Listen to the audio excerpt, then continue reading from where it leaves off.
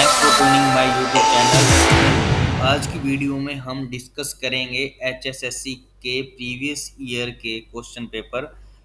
जैसा कि आप सबको पता है कि अभी सीईटी का मेन एग्ज़ाम होना है, जो कि हम सिर्फ टेक्निकल क्वेश्चंस को डिस्कस करेंगे इसमें। जैसे इलेक्ट्रिकल अभी जो होगा 1 और 2 जुलाई को, एएलएम का, एसए का और या फिर जीएसओ का, है ना, जितने भी टेक्निकल होंगे। अब जो हमारे पहले पेपर हुए हैं इलेक्ट्रिकल ब्रांच से रिलेटेड, तो हम उनमें से कुछ क्वेश्चन पेपर उठा के, जो ओरिजिनल क्वेश्चन पेपर हमें साइट पे अवेलेबल मिले हैं एचएसएससी की, तो उनका सोल्यूशन देखते हैं करके।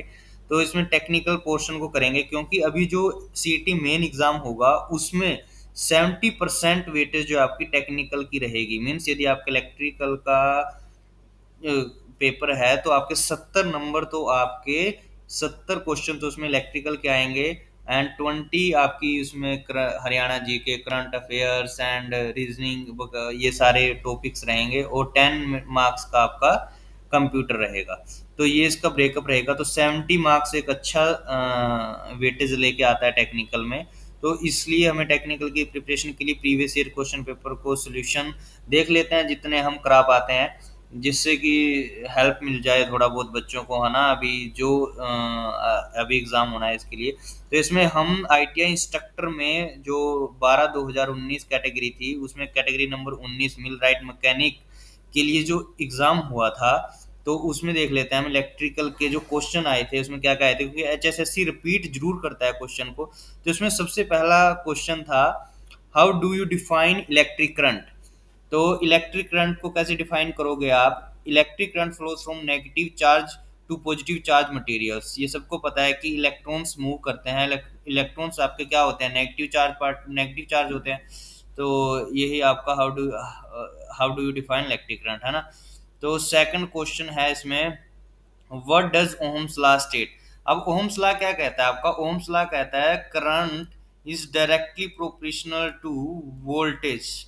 जो आपका करंट होता है वो वोल्टेज के डायरेक्टली प्रोपोर्शनल होता है। मीन्स जैसे जैसे आपकी वोल्टेज बढ़ेगी वैसे वैसे आपका करंट बढ़ेगा। तो ये ध्यान रखना। इसमें थोड़ा सा कंफ्यूजन यहाँ पर क्रिएट हो गया है। अब कई बच्चे इसको ये भी लगा सकते हैं, it state that the potential difference across the conductor is directly proportional to flow of current. ये नहीं है, ये गलत है। ये इसका सही आंसर है। It states that the electric current flows through its directly proportional to the potential difference across the conductor. Means वैसे तो आप क्या लिखते हो? V is equal to I R लिखते हो, है ना। तो कई स्टूडेंट इसको, ये कंफ्यूजन के लिए आप इसको, ये इसका रॉन्ग है, क्योंकि आपका करंट डिपेंड करता है वोल्टेज पे, ना कि वोल्टेज डिपेंड करती है करंट पे। तो यही बोलता है ओम्स लॉ कि current is directly proportional to voltage. Next question देख लेते हैं, what is mathematical forms of Faraday's law of electrolysis. जो Faraday's first law of electrolysis का इसका मैथमेटिकल फॉर्म्स क्या है? m is equal to Z upon Q. m क्या है? Mass of substance. m is equal to Z Q, है ना। इसका जो आंसर होगा वो ये होगा A. m is equal to Z Q. m क्या है? Mass of substance. z क्या है? Electrochemical equivalent, electro electrochemical equivalent, and q क्या है? Charge, electric charge. ठीक है। एंड नेक्स्ट क्वेश्चन देख लेते हैं, what is the principle of electromagnetism. Electromagnetism का प्रिंसिपल क्या है? Straight current carrying conductor which creates a circular magnetic field which is perpendicular to the conductor in a plane. अब ये क्या कर रहा है? इलेक्ट्रोमैग्नेटिज्म क्या कर रहा है कि यदि हम एक स्ट्रेट करंट कैरिंग कंडक्टर लेते हैं ऐसा, तो जब इसमें से करंट फ्लो हो रहा है तो which creates circular circular magnetic field बनाता है अपने चारों तरफ, ऐसे मैग्नेटिक फील्ड बनाता है। अब ये क्या कर रहा है कि magnetic which is perpendicular to the conductor, तो ये कंडक्टर के क्या होंगी? परपेंडिकुलर होंगी, कंडक्टर के परपेंडिकुलर होंगी in a plane. Next question देख लेते हैं, what is what is the importance of earthing in electrical system. अब इम्पोर्टेंस इलेक्ट्रिकल सिस्टम में आप सबको पता है, minimize risk of electric shock. Electric shock से बचने के लिए हम अर्थिंग करते हैं, और जितने भी हमारे इलेक्ट्रिकल इक्विपमेंट हैं हम सबकी बॉडी को अर्थ करते हैं इलेक्ट्रिक शॉक से बचने के लिए, ताकि अर्थ करंट को लो रेजिस्टेंस पाथ मिल जाए और वो ह्यूमन बॉडी को ज़्यादा हार्म्स ना पहुंचाए।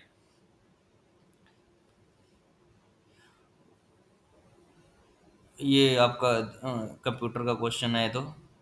What are the two methods of electric wiring. अभी इलेक्ट्रिकल वायरिंग के दो मेथड्स पूछ रहा है। सीटीएस एंड टीआरएस इज एक मेथड है, ये पूछ रहा है दो मेथड्स है, तो ये भी इलेक्ट्रिकल वायरिंग का ही एक मेथड है, but it is a one है, मतलब एक है, इसने पूछा दो कोई मेथड बताने हैं। टी सिस्टम एंड क्लीट सिस्टम ये भी एक है, ठीक है। Joint box system and loop in system, इसमें दो हो गए, जॉइंट बॉक्स एक अलग है और लूप इन सिस्टम एक अलग है, तो दो। Capping system and casing system, capping system and casing system ये भी आपका एक ही है ना। कैसिंग कैपिंग जिसको आप बोलते हो वो एक ही मेथड है वायरिंग का। तो इसने दो पूछे हैं, कई बार हम यहाँ क्वेश्चंस में मिल जाते हैं कि what are the two methods of electrical wiring, दो मेथड्स, मतलब आपके ऑप्शन में ऐसा कौन सा है जिसमें दो मेथड्स दिखाए गए हैं इलेक्ट्रिकल वायरिंग के, तो वो है joint box system and loop in system. Next question है आपका, which instrument is use to measure utility frequencies. Frequency को मेजर करने के लिए आप कौन सा इंस्ट्रूमेंट यूज करते हो। अब आपका जो मल्टीमीटर है वो क्या मेजरमेंट करने काम आता है, वो आपका मेजर करने काम आता है वोल्टेज, करंट, रेजिस्टेंस, कंटिन्यूटी, है ना। और जो आपका इलेक्ट्रोमैग्नेटिक वोट मीटर है, इससे आप क्या मेजर करते हो, फ्रीक्वेंसी। इलेक्ट्रोमैग्नेटिक वोट मीटर ये आपका फ्रीक्वेंसी मेजर करने का काम आता है। एनर्जी मीटर आपका क्या काम है, एनर्जी मेजर करने का काम आता है। टैकोमीटर आपका स्पीड मेजर करने के काम आता है। What is the high speed running capability of universal electric motor from 8000 to more than 20,000 RPM. Universal electric motor की स्पीड है 8000 से more than 20,000 RPM. What do you mean by instantaneous value of electric current. Instantaneous value ये तो अपने आप नाम से ही पता चल रहा है, इंस्टेंटेनियस वैल्यू क्या होगी, किसी भी इंस्टेंट की वैल्यू उसको बोलेंगे हम instantaneous value. It is the value of an alternating quantity in the cycle at a particular instant of time. किसी भी एक इंस्टेंट पे जो वैल्यू होगी उसको बोलते हैं instantaneous value. What is the thermal conductivity of aluminium. 235 watt पर मीटर केल्विन, ठीक है, 235 वाट पर मीटर केल्विन। वो अब यहाँ ये कहीं बुक्स में 237 भी रहता है, तो 235 वाट पर metre kelvin. What is the power dissipated by a transistor equal to at any given time. what is the power dissipated by a transistor equal to at any given time, equal to the product of collector emitter voltage and collector current. What are the two types of coaxial cables used in the entertainment system, RG59 and RG6? What is the outer frame of the DC generator motor called? जो DC generator motor, या तो DC generator होगा, इसने क्या दोनों चीजें combine कर दी, हाँ, चाहे जनरेटर चाहे मोटर, कंस्ट्रक्शन दोनों की सेम होती है, तो बाहर का जो फ्रेम होगा उसको बोलते हैं हम योक।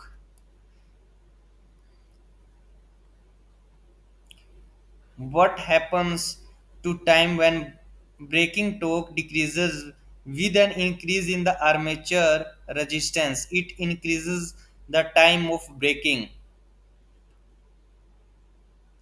What is the ambient temperature range of the tachometer that it can handle? -20 to +70 degrees C. What are the two standards that guides the method of calculating efficiency। अभी इलेक्ट्रिकल की यदि उसमें हम फॉर्म में देखें कि वट दो standards कौन से हैं गाइड करते हैं मेथड्स ऑफ कैलकुलेटिंग एफिशिएंसी। एक तो है एनईएमए, मतलब national electrical manufacturer associations, and second is IEC, international electrotechnical commissions, international electrotechnical commission. What happens to torque when magnetic locking takes place to the synchronous motor। जब magnetic locking हो जाती है synchronous motor में, तब टोक हमारा zero हो जाता है, it becomes zero. What is the method adopted to reduce the parasitic capacitance effect between Question between the primary coil and the secondary coil of the transformer. A method of winding a step-up transformer. A method of winding a step-up transformer. What would be the coil span if the span of the coil is reduced by alpha electrical degree? 180 minus alpha. Which part of the eye is responsible for the dim light night vision? Roads. What are the power limited circuit cables in control circuits? CL2, CL3 and PLTC. What does the black wire in a single phase 120 volt AC in a NEC denote? अब ये क्या कह रहा है कि black wire किसको denote करती है 120 वोल्ट एसी में? तो ये गलत है, फेस और लाइन इसमें ये नहीं होगा, इसमें न्यूट्रल को डिनोट करती है। ब्लैक वायर आपकी न्यूट्रल को डिनोट करती है।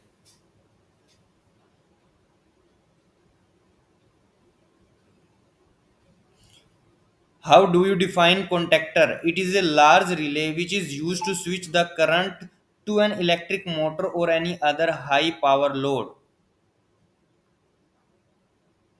What is the use of anode in a water heater? It protects the tank from corrosion.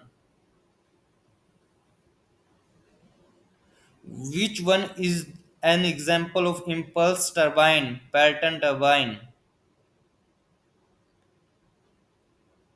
78. Which fuel is considered as the dominant nuclear fuel in the nuclear reactor? Nuclear reactor में ज़्यादा कौन सा fuel use होता है? तो होता है uranium. Uranium nuclear reactor में, ठीक है।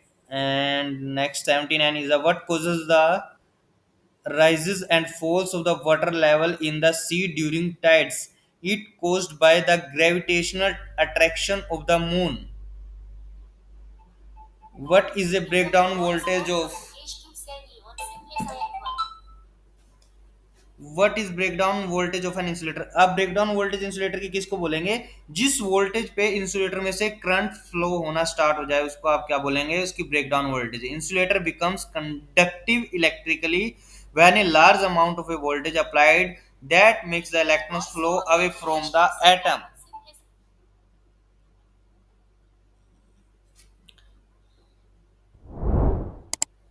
How does the cable classified based upon the number of conductors in the cable? अब इसमें ध्यान रखना है, इसने पूछा number of conductors means cable में कितने कंडक्टर्स है, उसके हिसाब से हम केबल को जैसे यदि वोल्टेज में पूछता तो लो टेंशन हाई टेंशन बोलते। इसने पूछा नंबर ऑफ कंडक्टर्स, तो नंबर ऑफ कंडक्टर्स पे आपका यही ऑप्शन है, single core cable and 3 core cable. What are the electrical fault limiting device? Electrical fault limiting device, बहुत अच्छा क्वेश्चन है। इलेक्ट्रिकल फॉल्ट लिमिटिंग डिवाइस कौन कौन से हैं आपके? Relay, fuse and circuit breaker, जो कि फॉल्ट को लिमिट करते हैं। Where does the value lie for a low voltage circuit in a circuit breaker? It lies below 1000 volt. 83 देख लेते हैं। What happens if a voltage of about 0.7 volt is applied across the base emitter of the NPN transistor? जब हम NPN transistor के across 0.7 volt apply करते हैं तो एक small amount of current flow करती है बिटवीन द टू टर्मिनल्स, क्योंकि इसका जो बेस एमीटर जो जंक्शन होता है वो फॉरवर्ड बायस हो जाता है इस वोल्टेज पे। The speed of AC induction motor can be controlled by. अब एसी मोटर जो इंडक्शन मोटर की स्पीड किस पे डिपेंड करती है आपकी? N R is equal to क्या होता है आपका 120F divide by P. 120F divide by P और आपका 1 - S, ठीक है। तो आप फ्रीक्वेंसी को चेंज नहीं कर सकते, फिक्स है। तो आप नंबर ऑफ पोल्स को चेंज करके ये अपनी स्पीड को कम ज्यादा कर सकते हो, ठीक है। तो NS क्या होता है? 120F और P होता है ना। तो अब नेक्स्ट क्वेश्चन 86 देख लेते हैं।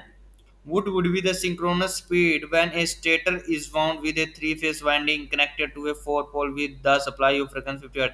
अब ये भी सिंपल है, जब आप NS आपकी सिंक्रोनस स्पीड क्या होती है is equal to 120F divide by P। अब आपको यहाँ पर 120 इंटू फ्रिक्वेंसी पता है 50, नंबर ऑफ पोल्स कितने दे दिए हैं आपको 4, तो ये आपका कितना हो गया? ये हो गया आपका 30 30 × 50 कितना हो गया? 1500।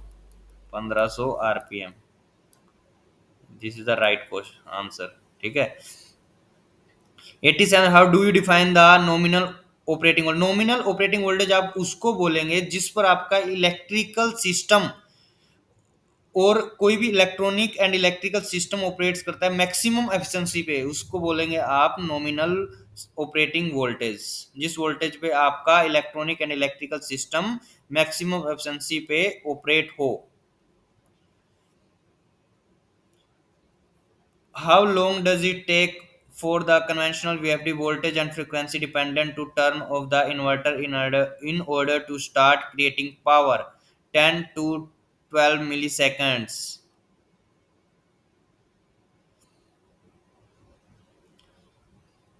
89. What is the speed of an auxiliary rotor at no load? N is equal to ns2. In a solar energy, which is the one that converts the sunlight energy into electricity, तो उसको बोलते हैं photovoltaic cell. Thanks for watching. हम next video में एक next question paper को discuss करेंगे। और यदि आपका वीडियो अच्छी लगी हो तो लाइक शेयर एंड सब्सक्राइब करें। Thanks for watching this video.